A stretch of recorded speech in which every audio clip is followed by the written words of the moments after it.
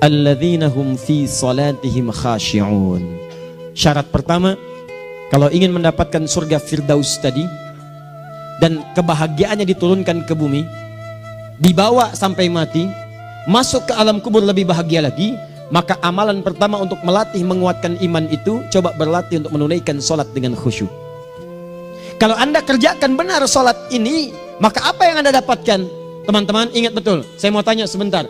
Keabadian yang abadi disebut dengan sa'id. Kalau kita ingin turunkan ke dunia percikannya kita dapatkan, usahanya disebut dengan apa? Masih ingat? Aflah itu kalau didapatkan, kata dasarnya apa tadi? Falahun. Lihat baik-baik. Kata Allah dalam Al-Quran tadi, kalau ingin mendapatkan falahun, amalan pertama sholat. Makanya ketika dipanggil sholat, kalimat falah dilekatkan pada panggilan sholat. 5 kali diingatkan. Begitu muadzin kemudian azan memanggil Anda, hayya 'alas shalah. Anda bertanya, ya Allah kenapa kami mesti sholat?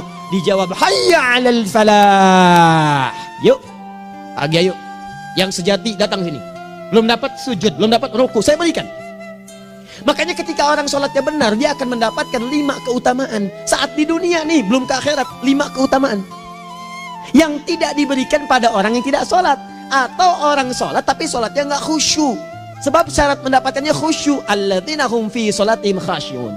Bukan alladzina hum fi sholatihim saja, tapi ada kalimat khasyi'un. Artinya yang tidak khusyuk saja nggak akan dapat, apalagi yang nggak sholat. Apa yang 5 ini? Lihat baik-baik. 1. Orang yang sholatnya benar, pertama kali sebelum mendapatkan kebahagiaan hakiki dari Allah Subhanahu wa Ta'ala, akan dirubah dulu perilaku hidupnya menjadi perilaku yang lebih baik. Kalau orang itu sholatnya benar, maka sholat itu akan melatih dia untuk berubah, bertransformasi jadi orang baik. Itu ada di Quran surah ke-29 ayat ke-45. Innas sholata tanha 'anil fahsya'i wal munkar. Sumber keburukan cuma 2, kalau bukan fahsya itu munkar. Maaf, pornografi, porno aksi, LGBT, kata-kata jorok, kotor itu fahsya. Di orang sholat kata Allah, mustahil berkata-kata kotor. Orang sholat tidak akan pernah mencela. Orang sholat tidak punya kata-kata jorok. Jadi kalau ada sekarang orang yang sholat senang mencela orang lain, itu berarti ada masalah dalam sholatnya. Dan dia belum dijamin sebagai ahli surga terbaik. Dan hidupnya nggak bahagia. Nggak bahagia. Aneh nih. Sholat tapi senang celah orang. Aneh. Aneh. Yang paling bahaya adalah menikmati celahannya. Itu yang paling aneh. Anda ngaji. Anda ikut taklim. Taklimnya sesuai Quran. Taklimnya petunjuk sunnah. Anda sholat, Anda puasa. Tapi Anda masih senang mencela orang lain. Dan menikmati celahan itu. Kalau nggak mencela, kayaknya nggak komplit kehidupan. Maka ada yang salah dengan ibadah Anda. Ada yang keliru. Karena mustahil taat bertemu dengan maksiat. Itu mustahil. Mungkar, keburukan yang diingkari oleh hati. Sumbernya nafsu perut dengan akal. Bohong, mencuri, menipu, membunuh, merampok, membegal, mabuk dan sebagainya. Itu namanya mungkar. Orang sholat gak mungkin mengerjakan mungkar. Jadi kalau sholat kita benar, cukuplah Anda sholat, maka Anda akan jadi orang baik. Makanya kata Nabi, Anda punya anak dari kecil ajarin sholat. Sholat kalau naik jadi balik, kerjakan terus. Kasih pelajaran membuat dia mengerti. Kalau masih susah, berikan pelajaran. Ini sering diterjemahkan dengan memukul. Mukul di Arab beda dengan konteks mukul sekarang. Mukul di Arab tuh ngasih pelajaran supaya ngerti. Anda bisa terjemahkan dengan konteks lain. Uang jajannya tahan, yang kesukaannya simpan dulu. Bisa dengan konteks kekinian. Tapi poinnya, kenapa anak Anda dari kecil ajarin sholat, sampai kenalkan dengan masjid, ajari 3 tahun bawa ke masjid, kenalkan dengan masjid. Gak ada masalah lari-lari itu sebelum waktu sholat. Kenalkan dulu. Dulu orang-orang tuh begitu, sebelum waktunya dikenalkan, jalan, begitu lari, biarin dulu. Setelah itu diberi pengertian. Nah, ini bukan tempat berlari, yang berlari di sana nanti, yang di sini nanti akan ada orang-orang baik semuanya. Terus anda lihat berbaris, baris rapi. Kalau pengen baik ikutan baris nanti. Terus nanti ada yang mimpin di depan, namanya imam.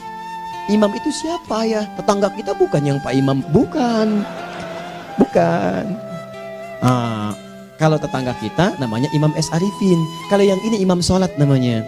Imam sholat itu nanti akan pimpin menyembah Allah. Allah siapa ayah? Allah itulah yang memberikan ayah rizki. Allah itu yang memberikan ayah rizki sehingga bisa beli tobot buat kakak, beli robokar poli. Ini yang poli, ini yang embers, ini yang heli. Ini dulu kakak semuanya tuh. Yang kasih Allah. Nanti kalau kakak bagus bisa ikut rapi di sini. Allah akan senang, akan ditambah lagi oleh Allah. Oh begitu ya. Datang, begitu caranya. Ini bukannya waktu sholat belum dikenalin tadi bawanya main-main di masjid. Bahkan ada yang agak repot lagi, di rumahnya susah diatur, dibilang, kamu ini susah diatur, main sana ke masjid, disuruh main, ya main di masjid. Yang salah bukan anaknya, orang tuanya. Apa rahasianya anak itu disuruh ke masjid, suruh sholat? Rahasianya, begitu anak itu sholat dengan baik, maka dia akan tumbuh jadi anak baik di kemudian hari. Itu maksudnya. Nah, sekarang saya agak bingung ini, pendidikan TK sekarang salah sih? Enggak, cuma saya agak bingung mikirnya. Ini anak belum diajarin sholat, udah diajarin manasik.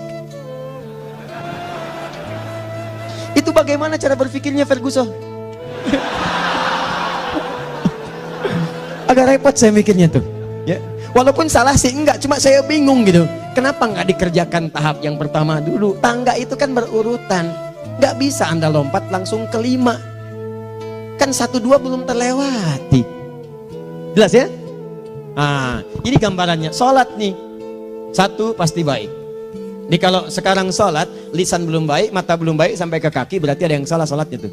Ada yang nggak tepat. Tangan sembarangan, snack orang ngambil. Awas. Tuh sendal orang, mau wudhu nggak ada sendal, pakai sendal orang. Udah bilang belum? Kehujanan pakai payung orang. Udah bilang belum? Ya kan gampang Ustaz. Ini kan juga mungkin diikhlaskan karena Allah. Ya ikhlas, cuman pakainya belum minjam. Bagaimana kalau sedang pegang payung itu keluar, Anda meninggal? Nah, coba mikirin ke situ. Coba ke kantor. Kalau didorong proyek yang nggak jelas, minta tanda tangan, pikirin dulu bagaimana kalau meninggal. Kemarin saya sama teman-teman artis saya katakan begini, Anda ya, kalau Anda mengaji dengan saya, jangan pernah menerima peran maksiat. Walaupun itu sekedar adegan, tapi itu maksiat. Kalau bayangkan ketika Anda memerankan itu, Anda diwafatkan oleh Allah Subhanahu Wa Taala. Maka demi Allah saya katakan tidak ada faedahnya Anda ngaji sekarang, ngaji besok. Ketika Anda menerima peran itu, Anda wafat dalam keadaan bermaksiat di hadapan Allah Subhanahu Wa Taala. Maka saya pun katakan pada Anda, ayo belajar yang betul, pahami, bangun sholat, belajar, dalami seperti orang tua kita dulu. Tinggalkan nyontek, budaya yang nggak jelas. Rasakan ketika nyontek Anda wafat. Apa yang Anda dapatkan? Di Libya itu kalau nyontek, di Libya ya, saya pernah sekolah di Libya nih. Itu kalau nyontek dibiarin aja dulu. Dan rekornya 100% ketahuan. Begitu sudah selesai, cuma jeda 2 jam, langsung ada panggilan. Si Fulan silahkan datang ke kantor. Apa yang disediakan di kantor sudah siap. Anda diberi waktu 2 jam dari sekarang, siapkan beres-beres koper Anda. Di sini tertulis Anda akan pulang. Tiketnya sudah lengkap, dikawal 2 orang. Dituliskan di situ anak ini nyontek, gak boleh kembali ke sini. Libya. Gak ada zero tolerance bagi yang seperti itu, keluar. Kami gak terima di sini.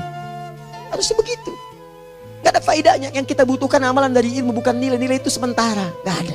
Sudah. Nah ini akhirnya begini kualitasnya nih. Tertulis di ijazahnya bagus, cum laude, IPK-nya 4, tapi gak ada aplikasinya. Yang pintar banyak. Kita butuh yang baik, pintar yang baik. Sekarang yang pintar banyak, kepintarannya dipakai untuk nipu orang. Itu yang bahaya. Ahli hukum banyak yang dihukum. Ahli ekonomi tidak bisa mengangkat perekonomian. Apa yang salah? Apa yang salah? Ini yang jadi persoalan. Tapi dasar manusia begitu di sidang mulai pakai peci, pakai baju koko, pakai tasbih, dan pakai kerudung. Luar biasa. Nih 2. Orang kalau sholatnya benar, Allah akan berikan ketenangan dalam jiwanya. Tenang hati. Jangankan musibah kecil, musibah paling besar pun tenang aja dia. Tenang, dia paham rumusnya. Allahu Akbar. Turun Quran surah ke-13 ayat ke-28. Ala bidzikrillahi tatmainnul. Yakinkan pada dirimu, zikir kepada Allah membuat hati tenang. Di antara turunan zikir amalannya adalah sholat. Dari mana taunya? Quran surah ke-20 ayat ke-14. Innani anallahu la ilaha illa ana fa'budni wa aqimis salata li dzikri. Saya Allah, kata Allah ke Nabi Musa. Tidak ada Tuhan selain saya, sembah saya. Bagaimana menyembahmu ya Allah? Tunaikan salat sebagai zikir kepada saya, zikir. Nah, maka kalau Anda sedang tidak tenang, ayo ke masjid. Banyak zikir itu, baca Quran zikir. Quran surah 15 ayat 9. Inna nahnu nazzalna dzikra. Kami turunkan Al-Quran sebagai zikir. Jadi kalau Anda sedang baca Al-Quran, Anda sedang berzikir. Ibu kalau sedang nggak tenang, Bu, gelisah, nggak enak, nggak usah mengeluh, apalagi bikin status gak karuan. Ibu wudhu, ambil mushaf baca. Begitu sedang baca ada ketenangan dalam jiwa. Berdoa, zikir. Kalau sedang nggak tenang, besok ada proyek, doa dulu. Doa itu memberikan ketenangan.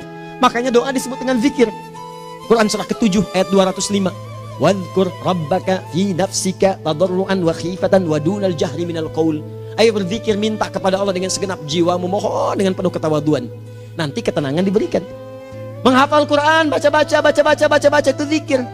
Quran surah ke-54 ayat 17, 22, 32, 40. Walaqad yassarnal Qur'ana lidzikri fahal min muddakir.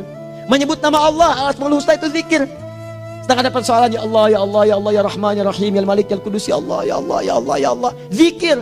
Dalilnya Quran surah kedua ayat 152. Fadhkuruni azkurkum. Sebut namaku, zikir. Apapun akan mengingatmu. Gimana menyebutnya? Ditafsir di Quran surah 17. Ayat keberapa? 110. Qulid Allah awid Rahman ayyamma tad'u falahul asmaul husna. Sebut nama Allah. Itu menenteramkan pada jiwa. Sedangkan sholat gabungan dari semua zikir tadi. Bukankah dalam sholat Anda baca Al-Quran? Bukankah dalam sholat Anda menghafal Al-Quran? Bukankah dalam sholat Anda berdoa? Bukankah dalam sholat Anda istighfar? Anda mohon digabungkan semua itu. Amalan sholat menggabungkan semua jenis zikir. Masa Anda nggak tenang juga?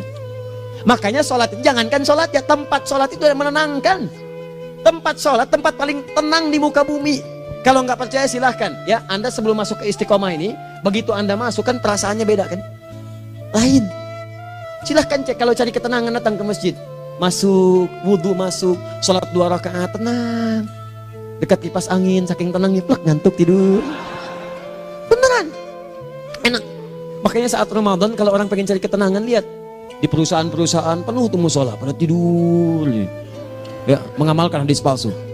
Ya, dia musoim ibadah, tidurnya orang puasa ibadah, hadis palsu. Nah, itu teman-teman. Itu gambarannya tiga. Orang yang salatnya khusyuk benar, itu dijamin langsung oleh Allah Subhanahu wa taala akan dimudahkan semua urusan hidupnya termasuk rezekinya. Ini yang saya katakan. Jadi saya katakan tadi, di akhirat ini, di surga, rezeki tinggal ngambil. Anda kalau benar sholatnya, itu langsung dijanjikan oleh Allah. Rezeki itu nggak perlu Anda banyak pikirkan. Ikhtiar sedikit, datang. Bahkan dari sisi yang tidak Anda duga. Apa dalilnya?